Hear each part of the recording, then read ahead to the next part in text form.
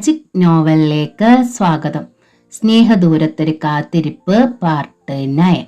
കാര്യം മനസ്സിലായില്ലെങ്കിലും എന്തെങ്കിലും രൂക്ഷമായ പ്രശ്നമുണ്ടെന്ന് നന്ദയ്ക്കും രേവതി ടീച്ചറിന് മനസ്സിലായി.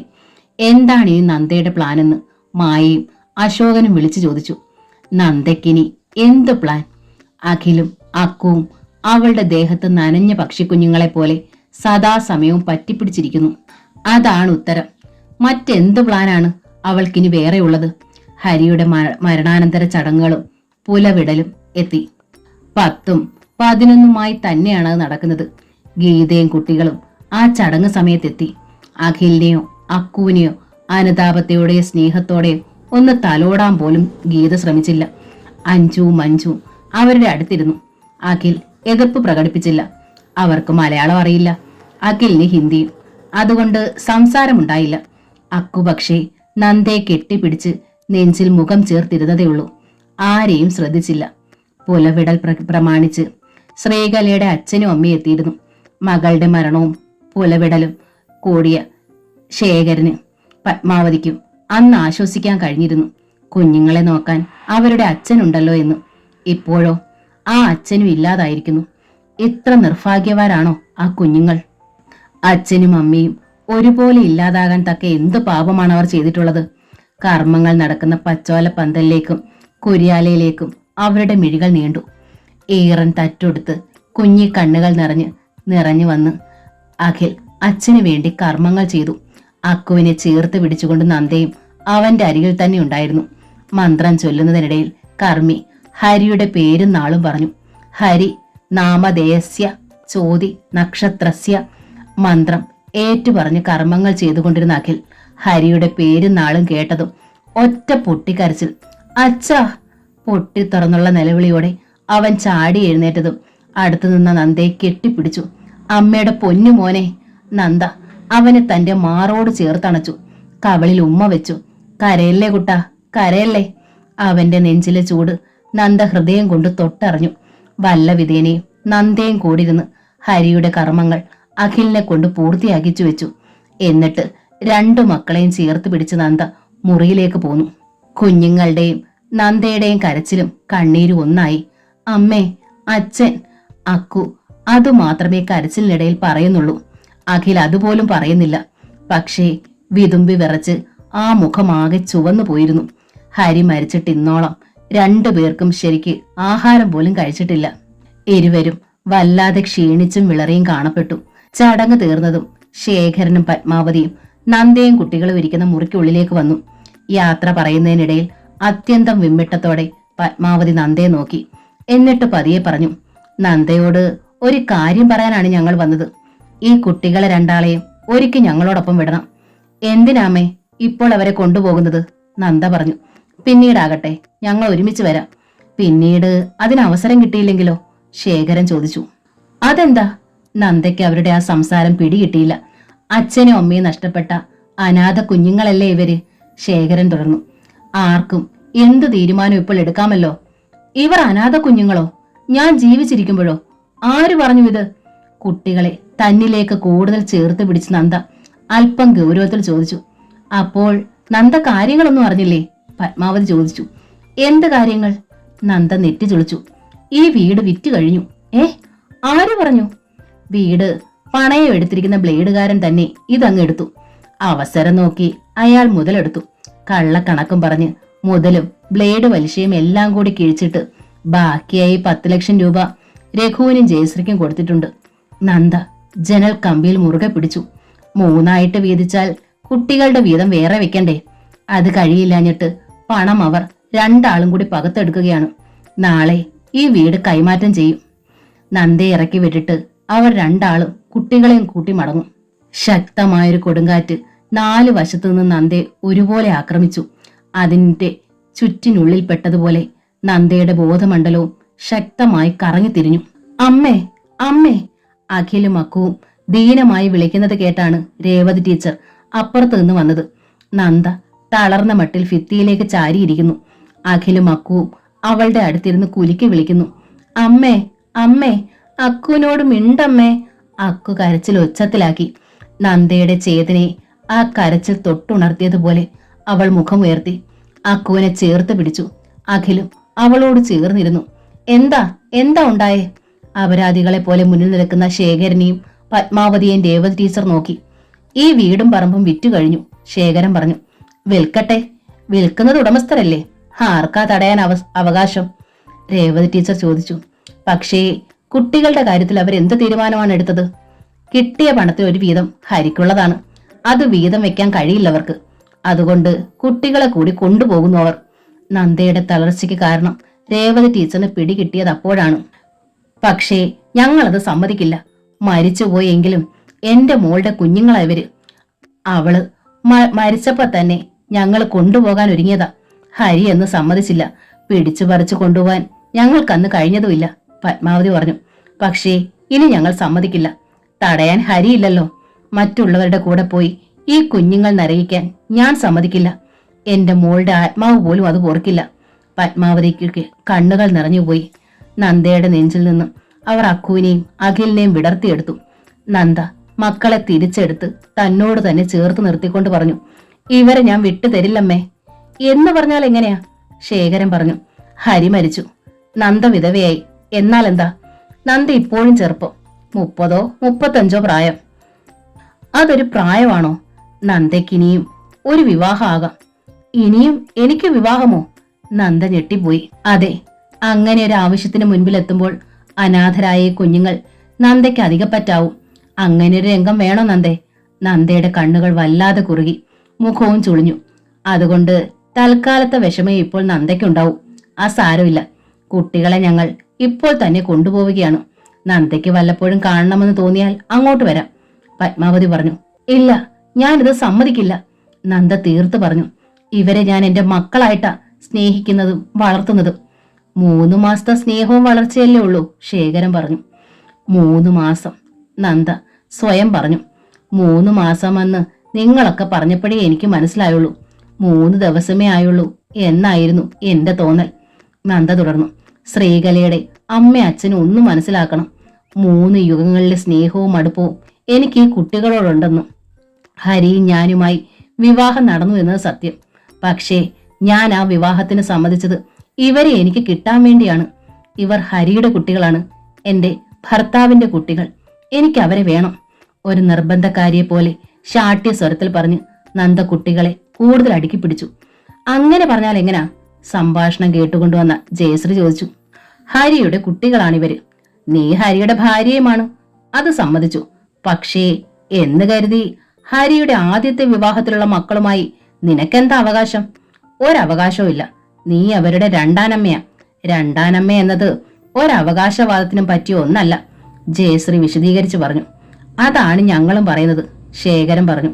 കുട്ടികളെ ഞങ്ങൾ കൊണ്ടുപോവുകയാണെന്ന്. അതേത് വകുപ്പാ? ജയശ്രീ ശേഖരന് നേരെ തിരിഞ്ഞു.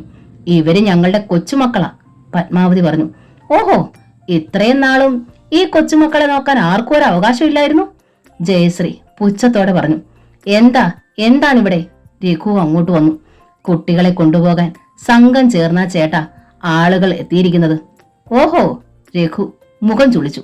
എന്ന് വെച്ചാ ഇപ്പൊ ആളുണ്ടാകും ചേട്ടാ. 10 ലക്ഷത്തിന്റെ 1/3 അവകാശക്കാരല്ലയോ ഈ കുട്ടികള്? പോരാത്തതിന് ഒരു കൺസ്ട്രക്ഷൻ കമ്പനിയുടെ ആജീവനാന്ത അവകാശികളും. കുട്ടികളുടെ പേര് പറഞ്ഞാലേ ഇതൊക്കെ നേരെ വന്ന് പെട്ടിയിൽ വീഴത്തുള്ളൂ. അതാണ് ഇത്ര സ്നേഹക്കൂടുതൽ ഇപ്പോൾ. ജയശ്രീ മുഖം കൂർപ്പിച്ച് ശേഖരനെയും പത്മാവതിയും നോക്കി. നന്ദയും രേവതി ടീച്ചറിനെയും വിട്ടില്ല ജയശ്രീ. 4 പേരും വിളറിപ്പോയി. ജയശ്രീ പറഞ്ഞതൊക്കെ ശരിയാണ്. കൺസ്ട്രക്ഷൻ കമ്പനിക്ക് ഇപ്പോൾ അവകാശികൾ അഖിലും അക്കുവുമാണ്. 10 ലക്ഷത്തിന്റെ 1/3 അവർക്ക് അവകാശമുണ്ട്. പക്ഷേ തന്തയും തള്ളയും ഇല്ലാത്ത ആ കുഞ്ഞുങ്ങൾ രഘുവിന്റെ കയ്യിലോ ജയശ്രീയുടെ കയ്യിലോ അകപ്പെട്ടാൽ നരകിക്കുകയേ ഉള്ളൂ. എത്ര സ്വത്തുക്കളുടെ അവകാശികളായാലും. അതുകൊണ്ടാണ് ശ്രീകലയുടെ മാതാപിതാക്കൾ കുട്ടികളെ ഏറ്റെടുക്കാൻ തയ്യാറായത്. കുട്ടികളെ ഇപ്പൊ ആർക്കും വിട്ടുതരുന്നില്ല, അതുറപ്പാ, രഘു കൽപ്പിച്ചു. ഇല്ല, ഞാനത് സമ്മതിക്കില്ല. എന്നെ കൊന്നാലും ഞാൻ ഇവരെ വിട്ടുതരില്ല, നന്ദയും ഉറപ്പായി പറഞ്ഞു. ഓഹോ, രഘു നന്ദയെ ഒന്ന് തുറച്ചു നോക്കി. നീ ഈ കുട്ടികളുടെ രണ്ടാനമ്മയാണ്. രണ്ടാനമ്മയ്ക്ക് കുട്ടികളുടെ ചുമതല വിട്ടുകൊടുക്കാൻ ഒരു കോടതിയിലെ നിയമമില്ല, അറിയോ നിനക്ക്? കേസ് കൊടുത്താലും 4 ആള് കേട്ടാലും ഒന്നും നിനക്ക് രക്ഷയില്ലെന്ന്. രഘു പെട്ടെന്ന് അഖിലിനെയും അക്കുവിനെയും പിടിച്ച് തന്നോട് ചേർത്ത് നിർത്തി. എന്നിട്ട് പറഞ്ഞു, ഞാൻ നാളെ മടങ്ങുകയാണ്. ഒപ്പം ഇവരെയും കൊണ്ടുപോകും. ബോംബെയിൽ നിന്ന് അവർ വളരും. അതാണ് എന്റെ തീരുമാനം. നന്ദ നെഞ്ചിൽ കൈവച്ചു നിന്നു. അവളുടെ ഹൃദയം തിങ്ങി ഞെരിഞ്ഞാകെ വിയർപ്പ് മുട്ടി.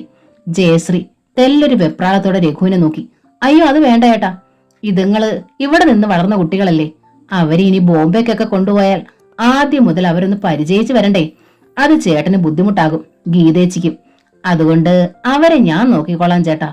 ജയശ്രീ പെട്ടെന്ന് അഖിലിനെ അക്കൂനെയും പിടിച്ച് തന്റെ അടുത്ത് നിർത്തി.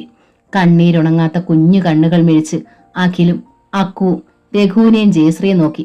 പിന്നെ വേദനയുടെ ചീളുകൾ തെറിച്ചു കൊള്ളും പോലെ നന്ദയും. അഖിലിനെ അക്കൂനെയും രഘു കൊണ്ടുപോയാൽ അവരുടെ വീതത്തുകയായ 10 ലക്ഷത്തിന്റെ 3/1 കൺസ്ട്രക്ഷൻ കമ്പനിയും ഒക്കെ രഘുവിന്റെ അധീനതയിലാവും. അത് മനസ്സിലാക്കിയാണ് കുട്ടികളെ താൻ ഏറ്റെടുക്കാമെന്ന് ജയശ്രീ പറഞ്ഞത്. ജയശ്രീയെ പിണക്കിയാൽ പ്രശ്നമാണെന്നറിയാവുന്ന രഘു തന്നെ ഒരു നിർദ്ദേശം വെച്ചു. ഒരു കുട്ടിയെ ഞാനും ഒരു കുട്ടിയെ നീയും സംരക്ഷിക്കുക. അപ്പോൾ ആർക്കും അധിക ഭാരവും വരില്ല, പിണക്കവും വരില്ല. എന്താ? ആ നിർദ്ദേശം ജയശ്രീക്കും പെട്ടെന്ന് തന്നെ സമ്മതമായി. എന്റെ ഈശ്വര, അച്ഛനും അമ്മയും നഷ്ടപ്പെട്ടു അവർക്ക്. ഇനി അവരെ തമ്മിലും പിരിക്കണോ? നന്ദ അത്യന്തം വേദനയോടെ രേവതി ടീച്ചറെ നോക്കി. തന്റെ വാദമുഖങ്ങളൊന്നും ഇവിടെ വില പോകില്ലെന്ന് രേവതി ടീച്ചറിനും മനസ്സിലായി. മനുഷ്യത്വം മരവിച്ച മൃഗങ്ങളാണിവർ. നന്ദയുടെ മിഴികളിൽ വേദന അഗ്നിയായി പടർന്നു കയറി. അവർ തന്റെ മക്കളെ നോക്കി. വിതുമ്പി വിങ്ങി നിൽക്കുകയാണ് രണ്ടാളും. തന്റെ മാറിടം വെങ്ങുന്നു എന്ന് നന്ദയ്ക്ക് തോന്നി. അവർക്കായി തന്റെ മാറിൽ അമ്മിഞ്ഞപ്പാൽ ചൊരുന്നു വരുന്നുണ്ടോ? നന്ദയുടെ കൈകളും കാലുകളും നെഞ്ചും മനസ്സും ഒക്കെ വിങ്ങിപ്പൊട്ടി അവരെ വാരി പുണരാനായി. നെഞ്ചിലും തോളിലും ചേർത്ത് അടക്കി പിടിച്ചൊരു താരാട്ട് പാടാനായി. അപ്പോഴാണ് രഘുവിന്റെ ശബ്ദം. എനിക്ക് 2 പെൺകുട്ടികളാണ്, ആൺകുട്ടികളില്ല. അതുകൊണ്ട് ഇവരെ ഞാൻ എടുത്തോളാം. രഘു അഖിലിനെ പിടിച്ച് തന്നോട് ചേർത്ത് നിർത്തി. എന്നിട്ട് ജയശ്രീയെ നോക്കി. ഇവനെ ഞാൻ കൊണ്ടുപോയി വളർത്തിക്കോളാം. മോളെ നീ എടുത്തോ. നിനക്ക് 2 ആൺകൊച്ചുങ്ങളല്ലേ, പെണ്ണില്ലല്ലോ. ജയശ്രീ തന്റെ ദേഹത്തോട് ചേർത്ത് പിടിച്ചിരുന്ന അക്കുവിനെ ഒന്ന് നോക്കി. ബ്രേസ് ഇട്ടിരിക്കുന്ന അവളുടെ വലത് കാലിലേക്ക് നോക്കി. ജയശ്രീയുടെ മുഖം മങ്ങി. പെണ്ണില്ല എനിക്ക്, അത് സമ്മതിച്ചു. പക്ഷേ കാല് തളർന്ന് ഈ കൊച്ചിനെ ഞാൻ എങ്ങനെയാ വളർത്തുന്നേ? എനിക്ക് നേരമുണ്ടോ? ഗ്യാസ് കടയിൽ പോകണ്ടേ? അല്ലാതെ പിന്നെ ഞാൻ കൊണ്ടുപോകാനോ? രഘുവിന്റെ മുഖവും മങ്ങി. ചേട്ടൻ കൊണ്ടുപോകാനല്ല പറഞ്ഞത്, ഞാൻ നോക്കിക്കോളാം. ജയശ്രീ രഘുവിനെ ഒന്ന് ഇരുത്തി നോക്കി. എന്താടി, ഇവരുടെ പണം വീതം വെക്കുമ്പോൾ അതുകൂടെ കരുതണം. എന്നുവെച്ചാൽ കാല് തളർന്ന കുട്ടിയെ അങ്ങോളം ഞാൻ നോക്കി വളർത്തണ്ടേ? ജയശ്രീ പെട്ടെന്ന് മനസ്സുകൊണ്ടൊരു കണക്ക് കൂട്ടി. പപ്പാതി എന്നുള്ള കണക്ക് പറ്റില്ല ചേട്ടാ, അതിൽ മാറ്റം വരുത്തണം. പിന്നെ 2 ലക്ഷം അക്കൂന്, ബാക്കി അഖിലിന്, ജയശ്രീ പറഞ്ഞു. രഘു കണ്ണും മിഴിച്ചുപോയി. അതൊന്നും നടക്കില്ല, രഘു തീർത്ത് പറഞ്ഞു. എങ്കിൽ അഖിലിനെ ഇങ്ങ് തന്നേക്ക്. അക്കൂന് ചേട്ടനെടുത്തോ. ഒരാണിനെ കൂടി കിട്ടിയെന്ന് വെച്ച് എനിക്ക് പ്രശ്നമൊന്നുമില്ല. രഘുവിന്റെ മുഖം കൂടുതൽ ഇരുണ്ടു. അഖിൽ നന്ദയെ ഒന്ന് നോക്കി. പിന്നെ രഘുവിനോടായി അവൻ പറഞ്ഞു, ഞാൻ വല്യച്ഛന്റെ കൂടെ വരുന്നില്ല. മോൻ എന്റെ കൂടെ പോര്. ജയശ്രീ പറഞ്ഞു. ഇല്ല, ഞാൻ ആന്റിയുടെ കൂടെയും വരുന്നില്ല. അഖിൽ അക്കുവിനെ തന്നോട് ചേർത്ത് പിടിച്ചു നിർത്തിക്കൊണ്ട് പറഞ്ഞു. അക്കുവും വരുന്നില്ല. പിന്നെ ഞങ്ങൾ ഇവിടെ അമ്മയുടെ കൂടെയാ താമസിക്കുന്നേ. അഖിൽ നന്ദയെ ചൂണ്ടിക്കാട്ടി. അത്യധികം പ്രകാശം നിറഞ്ഞ മുഖത്തോടെ അക്കു നന്ദയെ നോക്കി. അവളും പറഞ്ഞു, ഞാനും അമ്മയുടെ കൂടെ താമസിക്കുന്നേ. അത് 2ാം തള്ളയാ കൊച്ചുങ്ങളെ. ജയശ്രീ പറഞ്ഞു. നിങ്ങളുടെ തന്ത ഉണ്ടായിരുന്നപ്പോ കാണിച്ച സ്നേഹം ഇനിയും ഉണ്ടാകത്തില്ല. ഇനി അവള് നിങ്ങളെ 2 ആളെയും സ്നേഹിക്കത്തില്ല, തല്ലി ശരിയാക്കി കളയും. അഖിലും അക്കു ഞെട്ടലോടെ നന്ദയെ നോക്കി. ഇല്ല മക്കളെ എന്ന് അവളുടെ കണ്ണുകൾ കേണു പറഞ്ഞു. അഖിലിന്റെ അക്കുവിന്റെ നിൽപ്പും നോട്ടവും കണ്ടപ്പോൾ രഘുവിനും ജയശ്രീക്കും അല്പം ഭയം തോന്നി. കുട്ടികൾ പോരാൻ മടിച്ചാലോ? വാ മക്കളെ, നമുക്ക് പോകാം. അഖിലിനെയും അക്കുവിനെയും ഇരുവരും കോരിയെടുത്ത് മുമ്പോട്ട് നീങ്ങി. അയ്യോ, അവരെ കൊണ്ടുപോകല്ലേ. നന്ദ അവർക്ക് മുമ്പിലേക്ക് പാഞ്ഞു കയറി വിങ്ങി നിന്നു. ഞാൻ സമ്മതിക്കില്ല, വിട്ടുതരില്ല.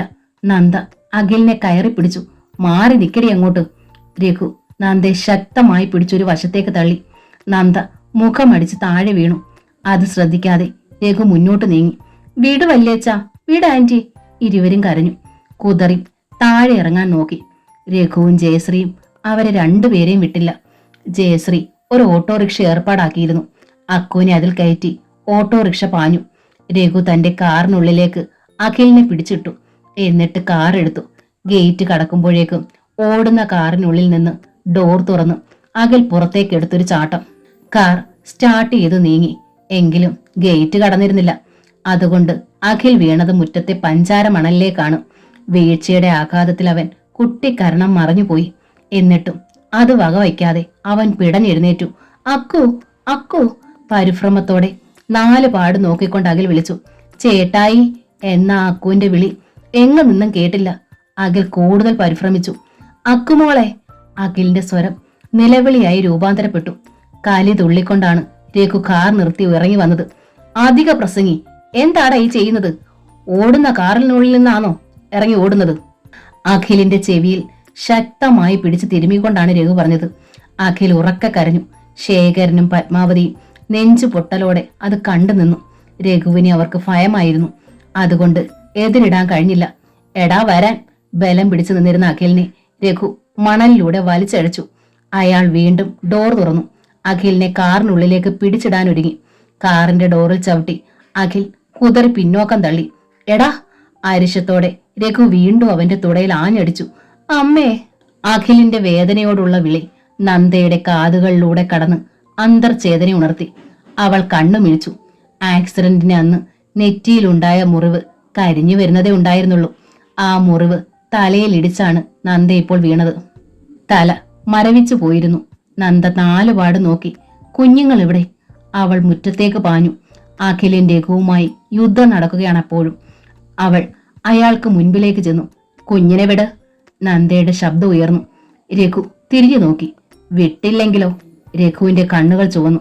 നന്ദ ചുറ്റും നോക്കി.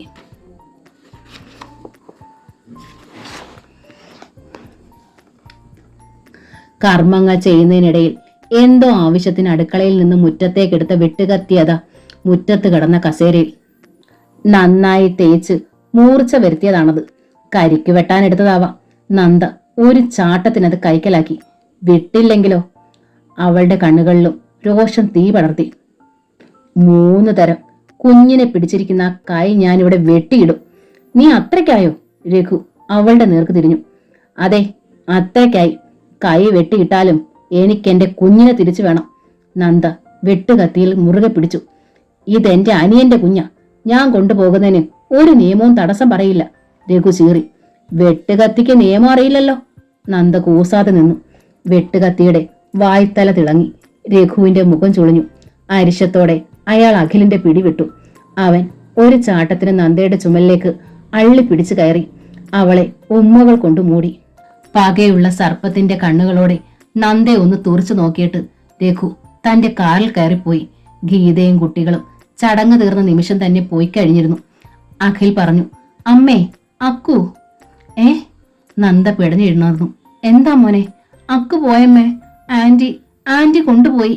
അഖിൽ വിങ്ങിപ്പൊട്ടി. എന്റെ ഈശ്വര! വെള്ളിടി വെട്ടിയതുപോലെ നന്ദ ഒരു നിമിഷത്തേക്ക് തരിച്ചു നിന്നുപോയി. ജയശ്രീ അക്കുവിനെ കൊണ്ടുപോയെന്ന്. അക്കു ജനിച്ചിട്ട് ഇന്നോളം അവളെ എടുത്ത് ജയശ്രീ ഒന്നും ഓമനിച്ചിട്ടില്ലെന്ന് ഹരി പറഞ്ഞു കേട്ടിട്ടുണ്ട്. വികലാംഗയായി ജനിച്ച ആ കുഞ്ഞ് ജയശ്രീയെ സംബന്ധിച്ചിടത്തോളം ഒരനാവശ്യ വസ്തുവാണ്, ശാപമാണ്. അപ്പോൾ പിന്നെ അതിനെ കൊണ്ടുപോയതെന്തിന്? ആ കുഞ്ഞിന്റെ വീതം പണം തട്ടിയെടുക്കാനല്ലേ? നിങ്ങൾ ആരും കണ്ടില്ലേ കുഞ്ഞിനെ കൊണ്ടുപോയത്? ആരും തടഞ്ഞില്ലേ?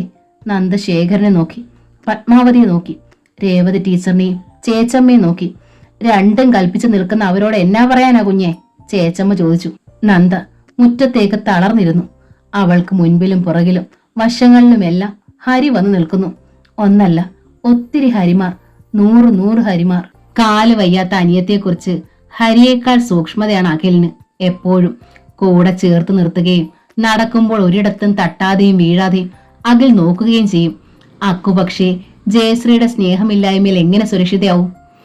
നന്ദ തേങ്ങി പൊട്ടിക്കരഞ്ഞു. അരികിൽ തന്നെ ഇരുന്ന് കരഞ്ഞുകൊണ്ട് അഖിലും. ജയശ്രീയുടെ ഗ്യാസ് കടയ്ക്ക് മുൻപിലാണ് ഓട്ടോറിക്ഷ ആദ്യം നിന്നത്. അക്കുവിനെ എടുത്തുകൊണ്ട് ജയശ്രീ കടയ്ക്കുള്ളിലേക്ക് വന്നപ്പോൾ ശ്രീകുമാർ ആകെ അമ്പരന്നു പോയി. ആ കുഞ്ഞിനോട് ജയശ്രീ ഇന്നോളം അനുകമ്പ കാട്ടിയതായി കണ്ടിട്ടില്ല. അഖിലിനോട് പിന്നെയും സ്നേഹം കാട്ടാറുണ്ട് ജയശ്രീ, ഈ കുട്ടിയോട് ഒട്ടുമില്ല. പിന്നെ ഇതെന്താണ് ഈ പുതുമ? എന്റെ ആങ്ങളുടെ കുട്ടിയല്ലേ, പാവം, കാല് പോലും വയ്യ. ജയശ്രീ അനുതാപം പറഞ്ഞു. 2 ദിവസം എന്റെ കൂടെ നിർത്താമെന്ന് കരുതി കൊണ്ടുവന്നതാണ്. ഓ, ശ്രീകുമാർ ഒന്ന് മൂളി. സത്യം ശ്രീകുമാറിനോട് പറയാൻ അവൾക്കായില്ല. അയാൾക്ക് ചിലപ്പോൾ ഇഷ്ടപ്പെടുകയില്ല. ജയശ്രീയോടുള്ള വാശിക്ക് ഹരിയുടെ പുലരെ അടിയന്തരത്തിൽ പങ്കെടുക്കാതിരുന്നതിനാൽ അവിടെ നടന്നതൊന്നും ശ്രീകുമാർ അറിഞ്ഞതുമില്ല.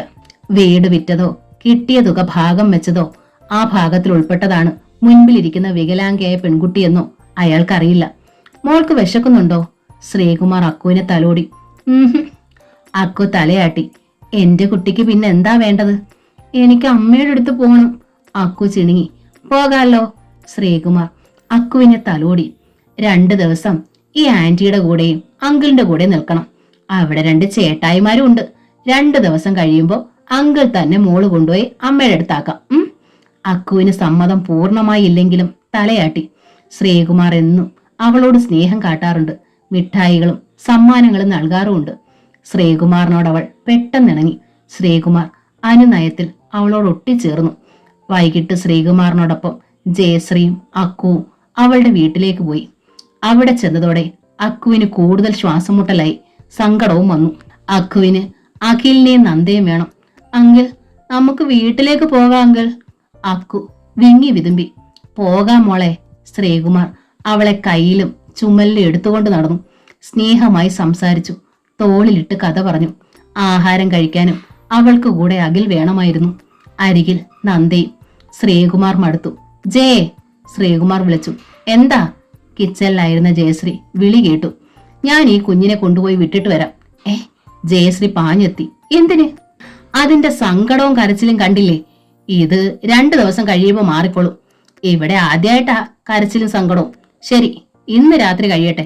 രാവിലെയും കുട്ടി കരയുകയാണെങ്കിൽ തിരിച്ചു കൊണ്ട് ഞാൻ നാക്കണം. തന്തയും തള്ളയില്ലാത്ത കുട്ടിയാ, അയാൾ പറഞ്ഞു. തന്തയും തള്ളയില്ലാത്ത കുട്ടിയാ. കുട്ടികൾ അത് മനസ്സിലാക്കണം. അതുകൊണ്ട് തന്നെയാ ഞാൻ കൊണ്ടുപോകുന്നത്. ആ നന്ദ സമ്മതിച്ചോ ജയ് കുഞ്ഞിനെ കൊണ്ടുപോരാൻ? അതാ നന്നായേ. എന്റെ ആങ്ങളയുടെ കുട്ടിയാ. എനിക്കെന്തിനാ അവളുടെ സമ്മതം? ശ്രീകുമാർ വായടച്ചു. എന്തേലും ആകട്ടെ. ജയശ്രീ കിടന്ന പാടെ ഉറങ്ങിക്കഴിഞ്ഞു. ശ്രീകുമാറും. അക്കു കട്ടിലിന്റെ ഒരരികിൽ കിടന്നു. വിങ്ങിയും വിതുമ്പിയും എപ്പോഴും ആ കുഞ്ഞിക്കണ്ണുകളെയും തേടി ഉറക്കമെത്തി. രാവിലെ അനിലും സുനിലും സ്കൂളിലേക്ക് പോയി. കടയിലേക്ക് പോകാൻ ഇറങ്ങുമ്പോൾ ശ്രീകുമാർ പറഞ്ഞു, കുട്ടിയെ കൊണ്ടുവിടുന്നോ അതോ കടയിലേക്ക് കൊണ്ടുവരുന്നോ? ഞാൻ കടയിലേക്ക് വരുന്നില്ല, മോളെ നോക്കി ഇവിടെ ഇരുന്നോളാം, ജയശ്രീ പറഞ്ഞു. ഏതോ വലിയ പ്രശ്നമുണ്ടല്ലോ. ശ്രീകുമാറിന് അങ്ങനെ തോന്നി. കടയിൽ പോലും വരാതെ കുട്ടിയെ നോക്കാൻ വീട്ടിലിരിക്കുന്നു. എന്താണ് പ്രശ്നം? നന്ദ കുട്ടികളെ വിട്ടുപോയോ? ആ സ്ത്രീ അങ്ങനെ ചെയ്യുമോ? ശ്രീകുമാർ കടയിലേക്ക് പോയ പുറകെ ജയശ്രീ വേഷം മാറ്റി നല്ല സാരി ഉടുത്തു. ഗീതേച്ചിയുടെ വീട്ടിലൊന്ന് പോണം. ഇന്ന് വൈകിട്ട് അവളും ചേട്ടനും മറ്റും ബോംബെക്ക് പോവുകയാണ്. അഖിലിനെയും കൊണ്ടുപോകും. പണം അത്രയും ചേട്ടന്റെ കയ്യിലാണ്. തനിക്കുള്ള വീതം ചെന്ന് വാങ്ങണം. പക്ഷേ അക്കു, ജയശ്രീക്ക് അവളെയും കൂട്ടിപ്പോകാൻ തീരെ താല്പര്യമില്ല. മാത്രമല്ല അവിടെ ചെല്ലുമ്പോൾ അക്കു അഖിലിനെ കാണും. 2 പേരും കൂടി അങ്ങ് വാശി പിടിച്ചൊരുമിച്ചാൽ ചേട്ടൻ അവളെയും ബോംബെക്ക് കൊണ്ടുപോയാലോ? എങ്കിലെല്ലാം തകർന്നു. ജയശ്രീ അക്കുവിനെ ബെഡിൽ കയറ്റിയിരുത്തി.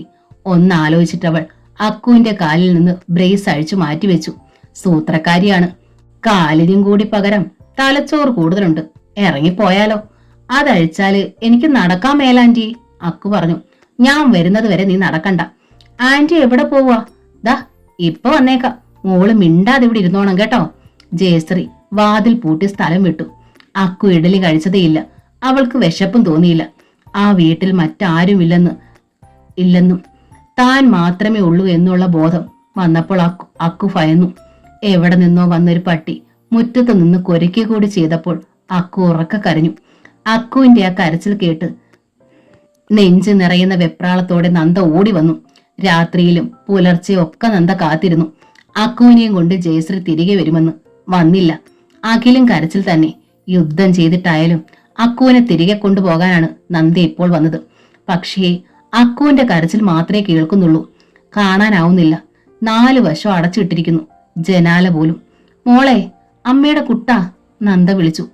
അക്കുവിന്റെ ചേതനയിൽ ഒരു ഉണർവായി ആ ശബ്ദം തിരിച്ചറിഞ്ഞു. അമ്മേ, അക്കു വിളിച്ചു.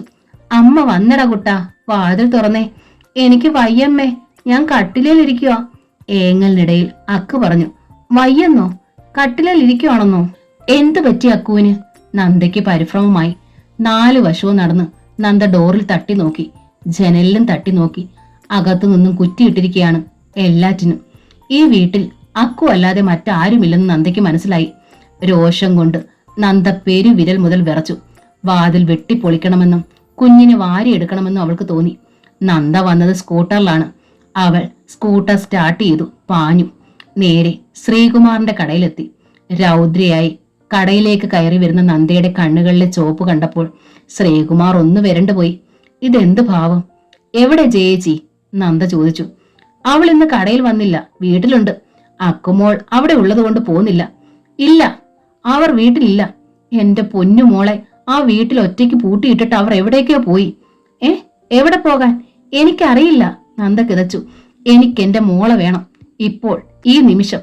ഞാൻ ആ വാതിൽ പെട്ടിപ്പൊളിക്കണോ? ശ്രീകുമാർ നന്ദയുടെ മുഖത്തേക്ക് തറപ്പിച്ചൊന്നു നോക്കി.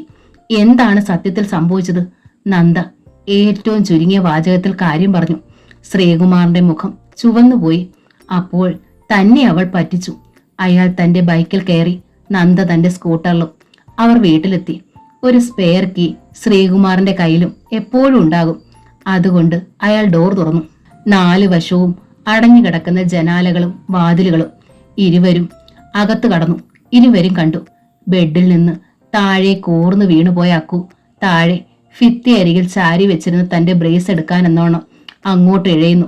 വിങ്ങിപ്പൊട്ടി കരഞ്ഞുകൊണ്ട്. ഹൃദയം തകർന്നു പോയി ശ്രീകുമാറിന്.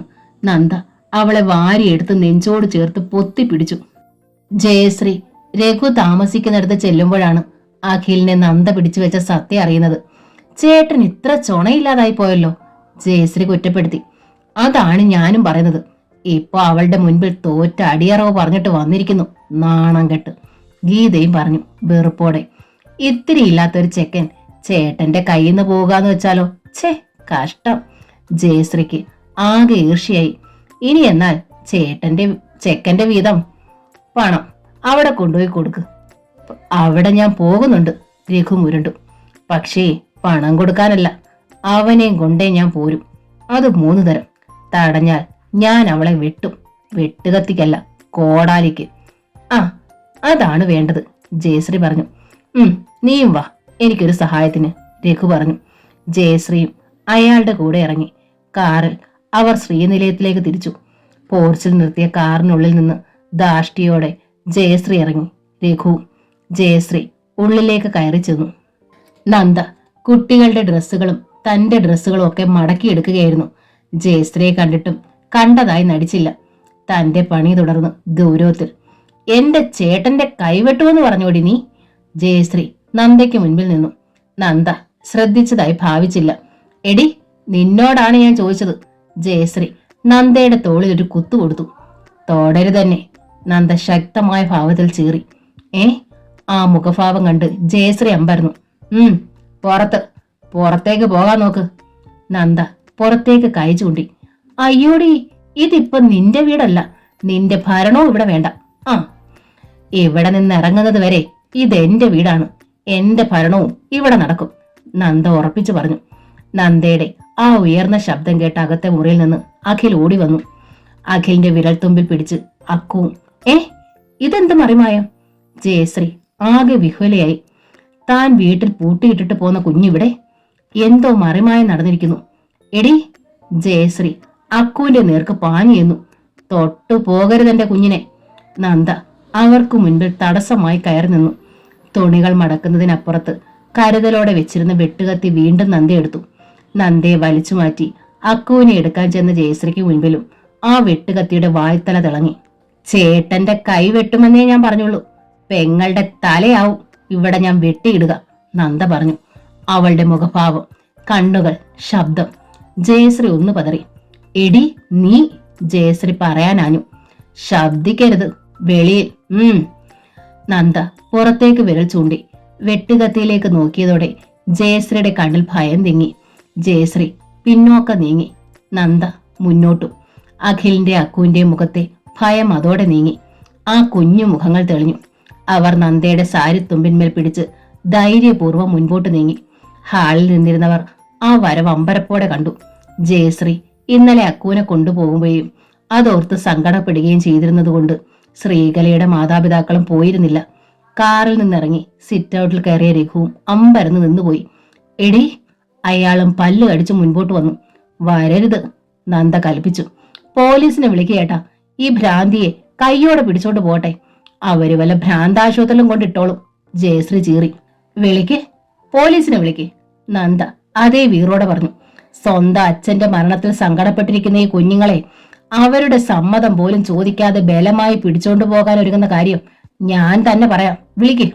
അക്കുവിനെ പൊക്കിയെടുത്ത് കയ്യിൽ വെച്ചിട്ട് അതിന്റെ മുഖത്തും നിറകയിലും ഉമ്മകൾ നൽകിക്കൊണ്ട് നന്ദ പറഞ്ഞു. ഈ കുഞ്ഞിനെ പിടിച്ചോണ്ട് പോയിട്ട് നിങ്ങൾ അതിന്റെ സ്വാധീനമില്ലാത്ത കാലിനെ താങ്ങി നിർത്തുന്ന ബ്രേസ് പോലും അഴിച്ചു മാറ്റി.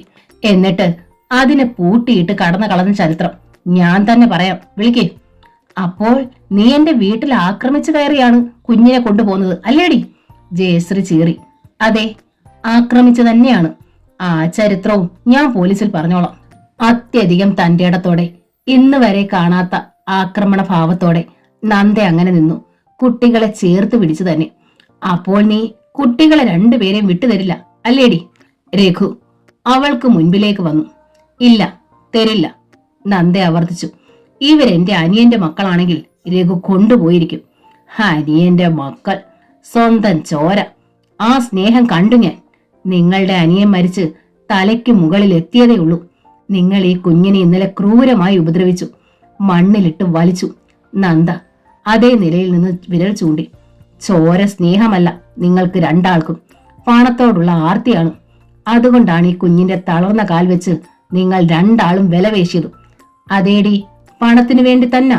എന്നാൽ എന്താടി? ജയശ്രീ വിട്ടില്ല. കിട്ടുന്ന പണം തീർന്നു കഴിയുമ്പോൾ പണത്തിനു വേണ്ടി നിങ്ങൾ ഈ കുഞ്ഞിന്റെ തളർന്ന കാൽ വെച്ച് തെരുവിലേക്ക് ഇരുത്തില്ലേ ഭിക്ഷയാചിക്കാൻ? അത് ചോദിക്കാൻ നീ ആരാടി? ഞാൻ, അവരുടെ അമ്മ. നന്ദ വെട്ടുകത്തി താഴ്ത്തി. എന്നെ കൊന്നിട്ട് നിങ്ങൾക്ക് ഇവരെ കൊണ്ടുപോകാനാവും. ഓഹോ, നിങ്ങൾക്ക് ആവശ്യം ഇവരെയല്ലോ, ഇവരുടെ ഓഹരി പണമല്ലേ? കൊണ്ടുപോയിക്കോളൂ. എനിക്കോ ഇവർക്കോ അതിന്റെ ആവശ്യമില്ല. 10 പൈസ പോലും ആ വകയിൽ ഞങ്ങൾക്ക് വേണ്ട. രഘുവിന് അത്യധികമായ ആശ്വാസമായിരുന്നത്. പണം വേണം, അക്കാര്യത്തിൽ തീരെ സംശയമില്ല. പക്ഷെ അതിനുവേണ്ടി അഖിലിനെ ആജീവനാന്ത് ഏറ്റെടുക്കുന്നതിൽ ഗീതയ്ക്ക് തീരെ താല്പര്യമില്ല. കാല് വയ്യാത്തത് കൊണ്ടേ തന്നെ അക്കുവിനെ ഏറ്റെടുക്കാൻ ജയശ്രീക്കും തീരെ താല്പര്യം ഉണ്ടായിരുന്നില്ല. ജയശ്രീ രഘുവിനെ നോക്കി. രഘു ജയശ്രീയും. ഇരുവരും മാറി നിന്ന് എന്തൊക്കെയോ ആലോചിച്ചു. നന്ദയുടെ നെഞ്ചിൽ അതുവരെ ഇരുന്ന് കത്തിപ്പൊള്ളിയിരുന്ന കനൽ കെട്ടു. ഒരു ചാട്ടത്തിനകിൽ നന്ദയുടെ ചുമലിൽ കയറി അവളെ ഉമ്മകൾ കൊണ്ട് പൊതിഞ്ഞു. തളർന്നതുപോലെ നന്ദയുടെ ചുമലിലേക്കും ചാഞ്ഞു. അക്കുവിനെയും നന്ദയെടുത്തു. രണ്ടുപേരെയും ചുമലിലേറ്റി തന്നെ നന്ദ തിരിഞ്ഞു നടന്നു. വെട്ടുകത്തി അവൾ ദൂരെ എറിഞ്ഞു. എന്നിട്ട് അകത്തേക്ക് കയറിപ്പോയി. മുറിയിലെത്തി ഇരുവരെയും പൊത്തിപ്പിടിച്ചു അവൾ ഇരുന്നു. എന്റെ പൊന്നു മക്കളെ ഞാൻ ആർക്കും കൊടുക്കില്ലടാ. അവൾ അവരെ ഇരുവരെ ഉമ്മ വെച്ചു. നിങ്ങളുടെ അച്ഛൻ നിങ്ങളെ എന്നെ ഏൽപ്പിച്ചിട്ടാ പോയെ. നിങ്ങളെ നോക്കിക്കോണമെന്നും ആർക്കും കൊടുക്കരുതെന്നും പറഞ്ഞിട്ടാ പോയെ. അഖിൽ മുഖമുയർത്തി. നേരാണോ എന്ന ചോദ്യം പോലെ. അതേ മക്കളെ, അങ്ങനെ പറഞ്ഞു നിങ്ങളുടെ അച്ഛൻ. അവൾ പറഞ്ഞു. എപ്പോ? അഖിൽ ചോദിച്ചു. അന്ന്. നന്ദയുടെ കൺമുമ്പിൽ ആ രംഗം തെളിഞ്ഞു. ചോരയിൽ കുതിർന്ന് തന്റെ നെഞ്ചോട് ചേർന്ന് കിടക്കുന്ന ഹരിയുടെ മുഖഭാവം, നോട്ടം. ഹരിക്കറിയാമായിരുന്നു തന്റെ സഹോദരങ്ങൾ ഇങ്ങനെയൊക്കെ ചെയ്യുമെന്ന്. അതായിരുന്നിരിക്കാം അന്ത്യനിമിഷങ്ങളിൽ തന്നോട് മക്കൾ മക്കൾ എന്ന് മാത്രം പറഞ്ഞത്. രേവതി ടീച്ചറിനോടൊപ്പം ശേഖരനും പത്മാവതി ആ മുറിയിലേക്ക് വന്നു. പത്മാവതി നന്ദയുടെ കയ്യിൽ പിടിച്ചു. എന്നിട്ട് പറഞ്ഞു, ഞങ്ങൾ പോവുകയാണ്. കുഞ്ഞുങ്ങളെ വിട്ടുതരണമെന്ന് പറയുന്നില്ല. എങ്കിലും എന്നെങ്കിലും നന്ദയ്ക്ക് ഇവർ ബുദ്ധിമുട്ടായി തോന്നിയാൽ അന്ന് ഓർക്കണം ഞങ്ങളെ രണ്ടാളെ. നന്ദ തലയാട്ടി സമ്മതഭാവത്തിൽ. പെണ്ണായിട്ട് ശ്രീമോൾ മാത്രമേ ഉണ്ടായിരുന്നുള്ളൂ. ഞങ്ങൾ പൊന്നുപോലെ വളർത്തിയതാ. ദൈവം ഇത്ര പെട്ടെന്ന് വിളിക്കുമെന്ന് തീരെ പ്രതീക്ഷിച്ചില്ല ഞങ്ങൾ. ഹരിയുമായുള്ള അവളുടെ ജീവിതം സ്വർഗമായിരുന്നു. അവൻ നന്ദയോടത്ത് കഴിയുന്നത് അവൾക്ക് സഹിച്ചിരിക്കില്ല. അതാവും വന്ന് കൂടെ കൊണ്ടുപോയത്. പത്മാവതി കണ്ണു തുടച്ചു. ഒരു മിന്നൽ പിണറായി ആ വാക്കുകൾ നന്ദയുടെ നെഞ്ചിലൂടെ പാഞ്ഞു. സത്യമാണോ? അസൂയപ്പെട്ടിട്ട് സ്ത്രീകളെ കൊണ്ടുപോയതാണോ? പരസ്പരം അകന്നു നിന്നു. 3 മാസം താൻ ഇവിടെ കഴിഞ്ഞു. പക്ഷേ താലി ചാർത്തി പരസ്പരം ഒന്നായി തീരാൻ ശ്രമിച്ച ദിവസം തന്നെ പത്മാവതിയും മറ്റു യാത്ര പറഞ്ഞു നീങ്ങി. നന്ദ തന്റെ പേഴ്സ് എടുത്ത് തുറന്നു. ആക്സിഡന്റിൽപ്പെട്ട തങ്ങളുടെ കാറിനുള്ളിൽ നിന്ന് പോലീസ് കണ്ടെടുത്ത് ഇവിടെ ഏൽപ്പിച്ചതാണ് ഈ പേഴ്സ്. നന്ദ അതിനുള്ളിൽ ആ ജ്വല്ലറി ഡബ്ബ കണ്ടു. അതിനുള്ളിൽ ആ താലിയും മാലയുണ്ട്. ഈശ്വര, സ്ത്രീകളെ കൊണ്ടുപോയതാണോ പാവ ഹരിയെ? താലി കെട്ടാൻ താൻ സമ്മതിക്കാതിരുന്നെങ്കിൽ ഹരി ഇപ്പോഴും ജീവിച്ചിരിക്കുമായിരുന്നോ? നന്ദ താൻ അടുക്കിയ കുട്ടികളുടെ ഡ്രസ്സുകളും തന്റെ ബ്രീഫ് കേസും കുറെ കളിപ്പാട്ടങ്ങളും ഒക്കെ എടുത്തു വെച്ചു. നമ്മൾ എങ്ങോട്ടാ അമ്മേ പോകുന്നേ? അഖിൽ ചോദിച്ചു. എങ്ങോട്ടെങ്കിലും പോകണം മക്കളെ, നന്ദ പറഞ്ഞു. എന്നാൽ നമുക്ക് അച്ഛൻ്റെ ഉടുപ്പുകൾ എടുക്കാമേ, അഖിൽ വാർഡ്രോബ് തുറന്നു വെച്ചുകൊണ്ട് പറഞ്ഞു. കഴുകി അയൺ ചെയ്ത് അട്ടിയിട്ട് വെച്ചിരിക്കുന്ന ഹരിയുടെ ഡ്രസ്സുകൾ, പാൻസും ഡബിളും ഷർട്ടുകളും കടും നിറങ്ങളും ചെക്ക് ഡിസൈനുകളുമായിരുന്നു ഹരിക്ക് ഏറെ ഇഷ്ടം. അവയൊക്കെ വാരി നെഞ്ചിലടുക്കി പിടിക്കി നിൽക്കുന്ന അഖിലിനെ കണ്ടപ്പോൾ നന്ദയ്ക്ക് കണ്ണുകൾ തുളുമ്പിപ്പോയി. മക്കൾക്ക് എന്തൊക്കെ എടുക്കണം പറഞ്ഞു. അമ്മ അതൊക്കെ എടുക്കാം. ഭിത്തിയിലുള്ള ഹരിയുടെയും ശ്രീകലയുടെയും ഫോട്ടോയും ഷെൽഫിലിരുന്ന ഫോട്ടോ ആൽബങ്ങളുമായിരുന്നു അഖിലിനും മക്കുവിനും വേണ്ടിയിരുന്നത്. മോളെ, ചേച്ചമ്മ നിന്ന് വിങ്ങിപ്പൊട്ടി. കുട്ടികൾക്കും എനിക്കും താമസിക്കാൻ പറ്റിയൊരിടം കിട്ടിക്കഴിഞ്ഞാൽ ഞാൻ അറിയിക്കാം. എവിടെ ഇരുന്നാലും ചേട്ടത്തി വരണം. നന്ദ അവരോട് പറഞ്ഞു. കുറെ രൂപ അവർക്ക് നൽകി. ചേച്ചമ്മ കണ്ണു തുടച്ചു, മൂക്കു പിഴിഞ്ഞു. വിങ്ങിപ്പൊട്ടി തന്നെ ഹരിയുടെ ചിതയിൽ നിന്ന് എടുത്ത് മൺകുടത്തിലാക്കി പട്ടിൽ പൊതിഞ്ഞു മാറ്റി സൂക്ഷിച്ചിരുന്ന ചിതാഭസ്മം കൂടി എടുത്തു. നന്ദയും മക്കളും ഇറങ്ങി. രേവതി ടീച്ചറും. നന്ദ ഒരു ടാക്സി ഏർപ്പാട് ചെയ്തിരുന്നത് ഗേറ്റിങ്കിലെത്തി ഹോൺ അടിച്ചു. ലഗേജുകൾ വണ്ടിയിലേക്ക് നീക്കാൻ ചെല്ലുമ്പോഴാണ് ജയശ്രീ തടഞ്ഞത്. ശ്രീകലയുടെ ആഭരണങ്ങളൊക്കെ എന്തിയേ? ലോക്കറിൽ, നന്ദ പറഞ്ഞു. അതിന്റെ കീ ഇങ്ങ് തന്നേക്ക്. അത് പറ്റില്ല. അത് കൈക്കലാക്കാനാണോ പ്ലാൻ? അത് അക്കുമോൾക്കുള്ളതാണെന്ന് ഹരി പറഞ്ഞിട്ടുണ്ട്, നന്ദ പറഞ്ഞു. അവൾക്ക് പ്രായമാകുമ്പോൾ ഞാനത് കൊടുത്തോളാം. പ്രായമായി, എന്നിട്ടെന്തിനാ അവൾക്ക് ആഭരണം? കാല് തളർന്നു കിടക്കുന്ന. മിണ്ടരുതിനി അക്കാര്യം. നന്ദ പെട്ടെന്ന് ക്രുദ്ധയായി ജയശ്രീക്ക് നേരെ അടുത്തു. ഈ കുഞ്ഞിന്റെ ഒരു കാലിനെ തളർച്ചയുള്ളൂ. കഴുത്തിനും കാതിനും കയ്യിനും ഒന്നും തളർച്ചയില്ല. ഒരു കാലിനും തളർച്ചയില്ലാത്ത ഭാഗത്തൊക്കെ ആഭരണങ്ങളും അണിയാലോ. പിന്നെ അന്ന് മിച്ചം ഉണ്ടാകുന്ന ഈ തളർന്ന കാലിന് ചേരാത്ത വരുന്ന ഒരു പാദസരം മാത്രമായിരിക്കും. ജയിച്ച് കാത്തിരിക്കെ, മിച്ചം വരുന്ന ആ പാദസരം അന്ന് തരാം, അതുപോലെ. അടി കിട്ടിയതുപോലെ നിന്നു ജയശ്രീ. നന്ദ ലഗേജുകളുമായി നീങ്ങി. രേവതി ടീച്ചറും. വേണ്ടി വന്നാൽ നന്ദയ്ക്ക് നാവുണ്ടെന്ന്, പ്രവർത്തന ശേഷിയുണ്ടെന്നും രേവതി ടീച്ചറിന് മനസ്സിലായി. അവർക്ക് മകളെക്കുറിച്ച് അഭിമാനം തോന്നി. നന്ദ ഒന്ന് നോക്കി. സ്വന്തം സ്വപ്നം പോലെ ഹരി പണിതീർത്ത വീട്. ആ വീടിനെ കുറിച്ച് എന്നും അഭിമാനമായിരുന്നു. മുഖം തിരിച്ചു നടക്കുമ്പോൾ നന്ദയ്ക്ക് വീണ്ടും വീണ്ടും കണ്ണുകൾ തുളുമ്പി. മക്കളെയും കൂട്ടി അവൾ ഹരിയുടെ ചിത കൂട്ടിയ സ്ഥലത്തിന് മുൻപിൽ ചെന്നു നിന്നു. അവിടം വെട്ടിക്കൂട്ടി എള്ളു വിതച്ചിരിക്കുന്നു. മാറാൻ ചേമ്പും 18 പട്ട തെങ്ങും നട്ടിരിക്കുന്നു. ഇത് വാങ്ങിയാൽ ഇതൊക്കെ കൊത്തിക്കിളച്ച് കളയും. ഇനി വരുമ്പോൾ ഇതൊന്നും കണ്ടെന്നു വരില്ല. നന്ദ മക്കളെയും കൊണ്ട് കുമ്പിട്ട് തൊഴിച്ചു. പോകാനുള്ള അനുവാദം ചോദിച്ചു. ഒരു കുഞ്ഞു കാറ്റില പോലെ ഹരിയുടെ അനുവാദമോ സ്നേഹമോ ഒക്കെ നന്ദയും മക്കളെയും പുൽകി. അവർ ഇറങ്ങി. ഒരു പെട്ടി ഓട്ടോയ്ക്കുള്ളിൽ നന്ദയുടെ സ്കൂട്ടർ കയറ്റി. പിന്നെ ഗേറ്റിനപ്പുറത്ത് കാത്തു നിന്നിരുന്ന ടാക്സിക്കുള്ളിൽ കയറി. ടാക്സി നീങ്ങുമ്പോൾ നന്ദ ഒരിക്കൽ കൂടി നോക്കി. അതാ പോർച്ചിന് മുൻപിൽ മുറ്റത്ത് ഹരി നിൽക്കുന്നു. കൈ വീശി ടാറ്റ പറയുന്നു. ഹരി! ഒന്ന് ആർത്ത് വിളിക്കാൻ നന്ദയുടെ ഹൃത്തടം വല്ലാതെ വെമ്പിപ്പിടഞ്ഞു. കാറിന്റെ പിൻ സീറ്റിലായിരുന്നു നന്ദ. അവളോട് ചേർന്ന് ചുരുണ്ടുകൂടിയിരിക്കുന്നു അഖിലും അക്കുവും.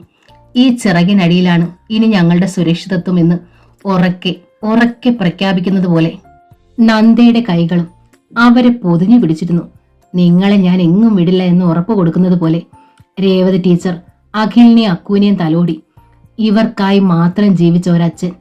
ആ അച്ഛനാണ് അവർക്ക് നഷ്ടപ്പെട്ടിരിക്കുന്നത്. പാവം കുട്ടികൾ. നന്ദേ! രേവതി ടീച്ചർ വിളിച്ചു. നന്ദ മുഖമുയർത്തി അമ്മയെ നോക്കി. എങ്ങോട്ടാ നന്ദ ഈ യാത്ര? അവർ ചോദിച്ചു. തീർത്തും നിസ്സഹായതയോടെ നന്ദ അമ്മയെ നോക്കി. അവിടെ നിന്നു ഇറങ്ങി. എവിടെയെങ്കിലും നിൽക്കണ്ടേ? നമുക്ക് അറക്കലേക്ക് പോകാം. അത് വേണോ അമ്മേ? നന്ദ പറഞ്ഞു. എനിക്ക് പോലും അവിടെ സ്ഥാനമില്ല. അഖിലിനെയും അക്കുവിനെയും തലോടിക്കൊണ്ട് നന്ദ തുടർന്നു. പിന്നെ എന്റെ കുട്ടികൾക്ക് അത് കിട്ടുമോ? ഞാൻ ജീവിച്ചിരിക്കുന്നുണ്ടല്ലോ, രേവതി ടീച്ചർ പറഞ്ഞു. നന്ദ മറുപടി പറഞ്ഞില്ല. കാർ അറക്കലെ പടിവാതിക്കൽ ചെന്നു നിന്നു. ലഗേജുകൾ ഇറക്കി. കാറിന്റെ ശബ്ദം കേട്ട് ഓടി. മുൻവശത്ത് വന്ന ലതയുടെ മുഖം കരുവാളിച്ചു പോയി. നന്ദ മടങ്ങി വന്നിരിക്കുന്നു. കൂടെ 2 കുട്ടികളും. ടാക്സി തിരിച്ചു വിട്ടിട്ട് രേവതി ടീച്ചറും നന്ദയും കുട്ടികളെയും കൂട്ടി ലഗേജുകൾ എടുത്ത് ഉമ്മറത്തേക്ക് ചെന്നു. ഉമ്മറത്ത് നിൽക്കുന്ന ലതയോടായി രേവതി ടീച്ചർ പറഞ്ഞു. ആ വീട് അവർ വിറ്റു. അതുകൊണ്ട് ഇവരെ ഞാനിങ്ങ് കൊണ്ടുപോന്നു.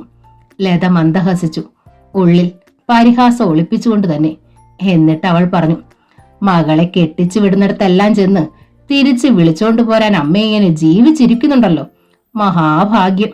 സ്തബ്ധയായി നിന്നു രേവതി ടീച്ചർ. നന്ദയും. ഇരുവരും പരസ്പരം നോക്കി. രേവതി ടീച്ചർ അകത്തേക്ക് കയറി തിരിഞ്ഞു നന്ദയെ നോക്കി. വാ, കേറി വാ മക്കളെ. രേവതി ടീച്ചർ അഖിലിനെ അക്കുവിനെ നോക്കി പറഞ്ഞു. നന്ദ അവരെയും കൂട്ടി അകത്തേക്ക് കയറി. രഘു ഒരു ലോറിയും ചുമട്ടുകാരെ ഏർപ്പാടാക്കി. ജയശ്രീയും കൂടെ നിന്നു. ധൃതിയിൽ വീട്ടു സാധനങ്ങൾ ലോറിയിലേക്ക് കയറ്റാൻ തുടങ്ങി. തൽക്കാലം ജയശ്രീയുടെ വീട്ടിലേക്ക് ഇടാനാണ് പ്ലാൻ. സാധനങ്ങൾ മാറ്റി താക്കോൽ കൈമാറി കഴിഞ്ഞാൽ സമാധാനമായി. രഘുവിന് സന്ധ്യയ്ക്കാണ് യാത്ര തിരിക്കേണ്ടത്. അതിനിപ്പുറം എല്ലാം കഴിയണം. അതിനായി ധൃതി കൂട്ടുമ്പോഴാണ് ഒരു ബൈക്ക് വന്ന് ശ്രീനിലയത്തിന് മുമ്പിൽ നിന്നത്. അയാം രാധാകൃഷ്ണൻ, LICയിൽ നിന്ന് വരുന്നു. മിസ്സിസ് നന്ദാഹരി ഒന്ന് കാണണം. ബൈക്കിൽ നിന്നിറങ്ങി അവർക്ക് മുമ്പിലെത്തിയ ചെറുപ്പക്കാരൻ പറഞ്ഞു. LIC എന്നോ? എന്താ കാര്യം? രഘു ചോദിച്ചു. കാര്യമുണ്ട്, നന്ദാഹരിയെ വിളിക്കൂ. രാധാകൃഷ്ണൻ പറഞ്ഞു. വിളിക്കാം. എന്താണ് പ്രശ്നമെന്ന് പറഞ്ഞോളൂ. ഹരിയുടെ കുറെ പോളിസികൾ ഉണ്ടായിരുന്നു. ആൾ മരിച്ചുപോയതുകൊണ്ട് പോളിസി തുകയും ബോണസും ഒക്കെ കിട്ടണമല്ലോ. ആക്സിഡന്റ് ഡെത്ത് ആയതുകൊണ്ട് അപ്പോൾ ഡബിൾ ബെനിഫിറ്റ് ആണ് LIC നൽകുന്നത്. രഘുവും ജയശ്രീയും മുഖത്തോട് മുഖം ഒന്ന് നോക്കി. ഇരുവരുടെയും കണ്ണുകൾ തമ്മിൽ പെട്ടെന്ന് പലതും സംസാരിച്ചു. ജയശ്രീ രാധാകൃഷ്ണന്റെ അരികിൽ വന്നു. എത്ര രൂപയുടെ പോളിസിയാണ് മൊത്തം? 2 ലക്ഷത്തിന്റെ വീതം 2 എണ്ണം. ഓരോ ലക്ഷത്തിന്റെ വീതവും 2 എണ്ണം. മൊത്തം 6 ലക്ഷത്തിന്റെ പോളിസി. ഡബിൾ ബെനിഫിറ്റ് ആകുമ്പോൾ 12 ലക്ഷത്തിലധികം വരും. എന്റെ പള്ളി. ജയശ്രീക്ക് ശ്വാസം വിലങ്ങിപ്പോയി. രഘു ഏതാണ്ട് അതേ അവസ്ഥയിലായി. അഡ്വക്കേറ്റ് മിസ്റ്റർ ജോയ് തോമസ് ഇവിടെ വന്നില്ലേ? രാധാകൃഷ്ണൻ ചോദിച്ചു. ഇല്ല. എന്തിനാണ് അഡ്വക്കേറ്റ് വരുന്നത്? ഹരിയുടെ അഡ്വക്കേറ്റ് മിസ്റ്റർ ശിവശങ്കറിനുമായി ജോയ് തോമസ് സംസാരിച്ചു കഴിഞ്ഞല്ലോ. MACTയിൽ നിന്നാണ് വരുന്നത്. Motor accident claim tribunal. Hari വണ്ടി ആക്സിഡന്റ് അല്ലേ മരിച്ചത്? ഒരു 5-6 ലക്ഷമെങ്കിലും കുറഞ്ഞത് ഹരിയുടെ വൈഫിനും കുട്ടികൾക്കും കിട്ടും. നന്നായി പോയിന്റ് ഔട്ട് ചെയ്താൽ കൂടുതലും കിട്ടും. ജയശ്രീക്കും രഘുവിനും തല കറങ്ങി. തൽക്കാലം പോളിസി സർട്ടിഫിക്കറ്റുകൾ എടുത്തു തരാൻ നന്ദാഹരിയോട് പറയൂ. ചില പേപ്പേഴ്സ് ഒക്കെ ഒപ്പിട്ട് തരികയും വേണം. രാധാകൃഷ്ണൻ ധൃതി കൂട്ടി. ജയശ്രീയും രഘുവും കൂടി ഹരിയുടെ ഓഫീസ് റൂമും ഷെൽഫും ഒക്കെ പരിശോധിച്ചു. പേഴ്സണൽ ഫയലിൽ നിന്ന് 4 പോളിസി സർട്ടിഫിക്കറ്റുകൾ കിട്ടി. എല്ലാം കൂടി 6 ലക്ഷം. ഇത് 12 ലക്ഷമാകുന്നു. പിന്നെ MACT പ്രകാരം നൽകുന്ന നഷ്ടപരിഹാര തുക. ഈശ്വര, പൊന്മുട്ടയിടുന്ന താറാവിനെ തല്ലി ഓടിച്ചു കളഞ്ഞല്ലോ. പോളിസി സർട്ടിഫിക്കറ്റുമായി ജയശ്രീ രാധാകൃഷ്ണന്റെ അരികിൽ വന്നു. എല്ലാം അയാളുടെ മുൻപിൽ വെച്ചു. ഏത് ഫോമിലാണ് ഒപ്പിട്ട് തരേണ്ടത്? ജയശ്രീ ചോദിച്ചു. ഇങ്ങെടുത്തോളൂ. രാധാകൃഷ്ണൻ ജയശ്രീ ഒന്ന് നോക്കി. ഒപ്പിടാൻ റെഡിയായി നിൽക്കുന്നു. നിങ്ങൾ മിസ്സിസ് നന്ദാഹരി അല്ലല്ലോ? അല്ല, ഞാൻ പെങ്ങളാണ്. അവരെ വിളിക്കൂ. അവളെ എന്തിനാണ് വിളിക്കുന്നത്? ജയശ്രീ ചോദിച്ചു. മിസ്സിസ് നന്ദാഹരിയാണ് ഈ പോളിസിയുടെ അവകാശി. അവരെയാണ് നോമിനിയായി ഹരി വെച്ചിരിക്കുന്നത്. രാധാകൃഷ്ണൻ പറഞ്ഞു. സ്തബ്ധരായി നിന്നുപോയി രഘുവും ജയശ്രീ. അതുകൊണ്ടാണ് അവർ ഒപ്പിട്ട് തരണമെന്ന് പറഞ്ഞത്. 2 വർഷം മുമ്പാണ് ഹരിയെ കൊണ്ട് രാധാകൃഷ്ണൻ പോളിസികൾ എടുപ്പിച്ചത്. കുട്ടികളുടെ പേരിൽ ഓരോ ലക്ഷം വീതം. ഈ അടുത്ത കാലത്ത് 2 മാസം മുമ്പ് രാധാകൃഷ്ണൻ വീണ്ടും ഹരിയെ പിടികൂടി. 2 പോളിസികൾ കൂടി എടുക്കണമെന്ന് നിർബന്ധിച്ചു. അപ്പോൾ ഹരിയുടെ അടുത്ത് 2 ലക്ഷത്തിന്റെ വീതം 2 എണ്ണമാണ്. സ്വന്തം പേരിൽ 2ന്റെ നോമിനിയായി നന്ദയുടെ പേര് വെച്ചു. ആ കൂടെ കുട്ടികളുടെ പോളിസികളിൽ അപ്പോയിന്റിയായി കൂടെ നന്ദയുടെ പേര് ഹരി കൂട്ടിച്ചേർത്തു. ചുരുക്കത്തിൽ നന്ദ ഒപ്പുവെച്ചാൽ മാത്രമേ പണം അത്രയും കിട്ടൂ. നന്ദ ഹരി എന്ന് പറയുന്നത് ഹരിയുടെ 2ാം ഭാര്യയാ. 3 മാസമേ ആയിട്ടുള്ള കല്യാണം കഴിഞ്ഞിട്ട്. ജയശ്രീ പറഞ്ഞു. അവൻ അങ്ങ് ചത്തുപോയി. അവന് 2 കൊച്ചുങ്ങളുണ്ട്. ഇവള് 2ാം തള്ളയല്ലേ. കൊച്ചുങ്ങളെ നേരാവണ്ണം നോക്കുമോ? കിട്ടുന്ന കാശും കൊണ്ട് കടന്നു കളയത്തില്ലേ? അവൾക്ക് ഇനിയും വേറെ ഭർത്താവിനെ കിട്ടുമെന്ന്. അപ്പോഴാ കുഞ്ഞുങ്ങൾ വഴിയാതാരാകത്തില്ലേ സാറേ? ജയശ്രീ രാധാകൃഷ്ണന്റെ അരികിലേക്ക് നീങ്ങി നിന്നു. അതൊന്നും എനിക്കറിയത്തില്ല. എവിടെ അവർ? ഇതുവരെ ആ സ്ത്രീയെ കണ്ടില്ലല്ലോ. ഇല്ലേ? അതാണ് കാര്യവും. ഹരി മരിച്ച് പുലവിടൽ കഴിഞ്ഞതേ ഉള്ളൂ. ദേ, അവൾ സ്ഥലം വിട്ടു. ഇനി പണം കിട്ടിയാലോ? എല്ലാം വെള്ളത്തിലായില്ലേ. ഇവിടെ ഉള്ളവർക്ക് കിട്ടുമോ 10 രൂപയിലും? അവരെന്ത് വേണേ ചെയ്യട്ടെ, രാധാകൃഷ്ണൻ പറഞ്ഞു. ഇത് കൈമാറുന്ന ബാധ്യത എനിക്കുള്ളൂ. എനിക്ക് അവരുടെ വീട്ടിലെ അഡ്രസ് ഒന്ന് പറഞ്ഞു തരൂ. ആ, ഞങ്ങൾക്കറിയില്ല, ജയശ്രീ അമർഷത്തോടെ പറഞ്ഞു. രാധാകൃഷ്ണൻ ആകെ വിഷമിച്ചു. 4 പാട് നോക്കി. പിന്നെ ഇറങ്ങി. തന്റെ ബൈക്ക് സ്റ്റാർട്ട് ചെയ്ത് ഗേറ്റ് കടന്നുപോയി. ആകെ വിഷണ്ണരായി രഘുവും ജയശ്രീ ഇരുന്നു. കാഞ്ഞ ബുദ്ധിയായിരുന്നു അവന്. രഘു അമർഷത്തോടെ പറഞ്ഞു. ഇന്നലെ വന്നു കയറിയവളുടെ പേരിലേക്ക് എല്ലാം ചേർത്ത് കരുതിയിട്ടു. ഇവനെന്താ ചാകാൻ പോവാന്ന് അറിഞ്ഞിട്ടാണോ ഈ പണി ചെയ്തത്? അത് പോകട്ടെ ഏട്ടാ, വന്നാൽ വന്നതിന്റെ ബാക്കി. അവളുടെ പേരിൽ കിട്ടുന്ന ഈ പണം നമ്മുടെ കയ്യിൽ വരാനുള്ള വഴി എന്തെങ്കിലും ആലോചിക്ക്, ജയശ്രീ പറഞ്ഞു. ഷോ, ഇനിയിപ്പൊ എന്താ ചെയ്യുക? രഘു കുറച്ചു നേരെ എന്തോ ആലോചിച്ചുകൊണ്ട് നിന്നു. പിന്നെ സാധനങ്ങൾ ലോറിയിലേക്ക് കയറ്റുന്ന ചുമട്ടുമക്കാരെ നോക്കി പറഞ്ഞു. നിർത്ത്, എടുത്ത സാധനങ്ങളൊക്കെ തിരിച്ച് അതുപോലെ അവിടെ കൊണ്ടുവയ്ക്ക്. അതെന്താ? അവർ അമ്പരന്നു. ജയശ്രീ അമ്പരന്നു പോയി. എന്താ ചേട്ടാ? കാര്യമുണ്ട്. രഘുവിന്റെ തലയ്ക്കുള്ളിൽ കുതന്ത്രങ്ങളുടെ ഒരു കവാടം തുറക്കുകയായി. അറയ്ക്കലെത്തി ഏറെ സമയം കഴിഞ്ഞപ്പോൾ അടുക്കളയിൽ കടന്ന് നന്ദ ഒരു പാത്രത്തിലേക്ക് ഇത്തിരി ചോറ് ഊരിയിട്ടു. ലേശം മോര് കൂട്ടാനും മെഴുക്ക് പുരട്ടിയും പപ്പടം കാച്ചിയതും എടുത്തു. അതുമായി അഖിലിന്റെ അക്കുവിന്റെ അടുത്തെത്തി. നന്ദയുടെ മുറിയിൽ നന്ദ ഇരുത്തിയ സ്ഥലത്ത് നിശബ്ദരായി ഇരിക്കുകയാണവർ. കണ്ണുകളിൽ അപ്പോഴും ഉണ്ട് നനവ്. നന്ദയ്ക്ക് അത്യന്തം സങ്കടം തോന്നി ആ ഇരിപ്പ് കണ്ടപ്പോൾ. എത്ര ചുറുചുറുക്കും ആഹ്ലാദവും നിറഞ്ഞ ഭാവമായിരുന്നു ഇവർക്ക്. എത്ര പെട്ടെന്ന് ഇവർ ഇങ്ങനെയായി. നന്ദ അവർക്കരികിലിരുന്ന് ചോറ് ചെറിയ ഉരുളകളാക്കി ഉരുട്ടി. എന്റെ മക്കൾ ഊണ് കഴിച്ചേ, ഉരുള നീട്ടി നന്ദ പറഞ്ഞു. അഖിലും അക്കുവും അവരെ നോക്കി. ഹരിയുടെ ദേഹത്ത് കെട്ടിമറിഞ്ഞ് അച്ഛനും മക്കളും കൂടി പരസ്പരം വാരിക്കൊടുത്തും തമ്മിൽ തല്ലിയുള്ള ഊണ് അവർ ഓർത്തിരിക്കും. ആ കണ്ണുകൾ നിറയുന്നു. എന്റെ മക്കൾ ഇങ്ങനെ സങ്കടപ്പെട്ട അമ്മയും കരയും, നന്ദ പറഞ്ഞു. ഇരുവരും കണ്ണു തുടച്ചു. വായി തുറക്കൂ, നന്ദ ഉരുളകൾ നീട്ടി. വിശക്കുന്നില്ലമ്മേ, അഖിൽ പറഞ്ഞു. എന്നാൽ എനിക്കും വേണ്ട, ഞാനും കഴിക്കില്ല, നന്ദ പിണക്കം ഭാവിച്ചു. അഖിലും അക്കുവും പരസ്പരം ഒന്ന് നോക്കി. എന്നിട്ട് നന്ദയ്ക്ക് മുൻപിൽ വായി തുറന്നു. അപ്പോഴാണ് പടിക്കൽ ഒരു കാർ വന്നു നിന്നത്. ശബ്ദം കേട്ട് രേവതി ടീച്ചറും ലതയും അങ്ങോട്ട് ചെന്നു. കാറിന്റെ ഡോർ തുറന്നു രഘുവും ജയശ്രീ ഇറങ്ങുന്നു. അഖിലും അക്കുവും അവരെ കണ്ടതോടെ നന്ദയുടെ പിന്നിലേക്ക് മാറി നിന്നു. അമ്പരന്ന് നോക്കി നന്ദയും രേവതി ടീച്ചറും. ഇനി എന്താണ് ഇവർക്ക് വേണ്ടുന്നത്? മുറ്റത്ത് നിന്ന് മോടി കയറി വന്ന് ജയശ്രീയെ നന്ദയെ വട്ടം പിടിച്ചു. അത്യന്തം സ്നേഹത്തോടെ പറഞ്ഞു. നന്ദേ, നീ കുഞ്ഞുങ്ങളെ കൊണ്ട് തിരിച്ചു വരണം. അന്താളിപ്പോടെ നന്ദ ജയശ്രീയെ നോക്കി. പിന്നെ രഘുവിനി. ജയ പറഞ്ഞത് തന്നെയാണ് ഞാനും പറയുന്നത്, രഘുവും പറഞ്ഞു. മുഖത്ത് സ്നേഹമില്ലെങ്കിലും സൗമ്യതയുണ്ടായിരുന്നു. പക്ഷെ ജയശ്രീയുടെ മുഖത്ത് സ്നേഹം തുള്ളിത്തുളുമ്പി നിന്നു. ജയശ്രീയുടെ ആ ഭാവം നന്ദയ്ക്ക് നേരെ ഇത് ആദ്യമായിട്ടായിരുന്നു. ആകെ അമ്പരപ്പാണ് നന്ദയ്ക്ക്. കുഞ്ഞുങ്ങളെ കൊണ്ട് നീ ഇറങ്ങിപ്പോയിട്ട് ആകെ മനപ്രയാസം. ഹരിയുടെ ആത്മാവ് സഹിക്കോ? അവർ തിരികെ വന്ന് അവിടെ താമസിക്കട്ടെ. എവിടെ? ആ വീട് വിറ്റില്ലേ? വിറ്റാലെന്താ? അയാളത് വാടകയ്ക്ക് കൊടുക്കാൻ പോവുക. നമ്മൾ വാടക കൊടുത്താൽ നമുക്കത് തരും. ഒരുപാട് പേരുടെ മനസ്സ് കണ്ട രേവതി ടീച്ചർ നെറ്റി ഒന്ന് ചുളിച്ചു. ആ കണ്ണുകളും കുറുകി.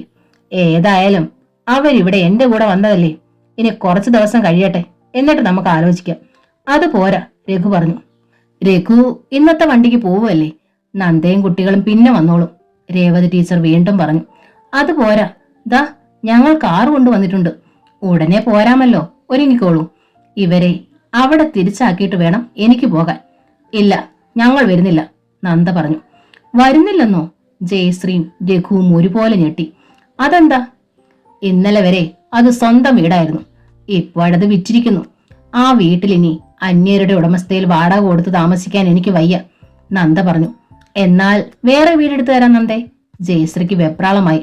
വേറെ വീട് ഞാൻ തന്നെ നോക്കുന്നുണ്ട്, ഞങ്ങൾ അങ്ങോട്ട് മാറിക്കോളാം. ഓഹോ, ഇതാണോ നിന്റെ തീരുമാനം? രഘുവിന്റെ മുഖത്ത് ഗൗരവം വന്നു. അതെ, നന്ദ പറഞ്ഞു. കുട്ടികളെ പിടിച്ചാലേ നന്ദയ്ക്ക് നേർവഴിക്ക് കൊണ്ടുവരാവൂ എന്ന് രഘുവിനറിയാം. ഈ കുട്ടികൾ എന്റെ അനിയന്റേതാണ്, രഘു അഖിലിനെയും അക്കുവിനെയും ചൂണ്ടി പറഞ്ഞു. അതിന് ഇവരിൽ നിന്നേക്കാൾ അവകാശം ഞങ്ങൾക്കാണ്. നന്ദയുടെ മിഴികൾ പരിഭ്രമം തിങ്ങി. അവകാശങ്ങളൊക്കെ തീർത്തു പോരുന്നതല്ലേ, പിന്നെന്താ? ഇവരെ ഞങ്ങൾ കൊണ്ടുപോകും, പറയുക മാത്രമല്ല ജയശ്രീ അവരെ കടന്നു പിടിക്കുകയും ചെയ്തു. അഖിലും അക്കുവും നന്ദയുടെ മുഖത്തേക്ക് വിങ്ങി പൊട്ടലോടെ നോക്കി. ജേച്ചി, നന്ദ അത്യന്തം ഗൗരവത്തിലായി. ശ്രീനിലയത്തിൽ മാത്രമല്ല, അറയ്ക്കലും വെട്ടുകത്തിയുണ്ട്, അത് ഓർമ്മ വേണം. ജയശ്രീ കുട്ടികളിൽ നിന്ന് പിടിവിട്ടു.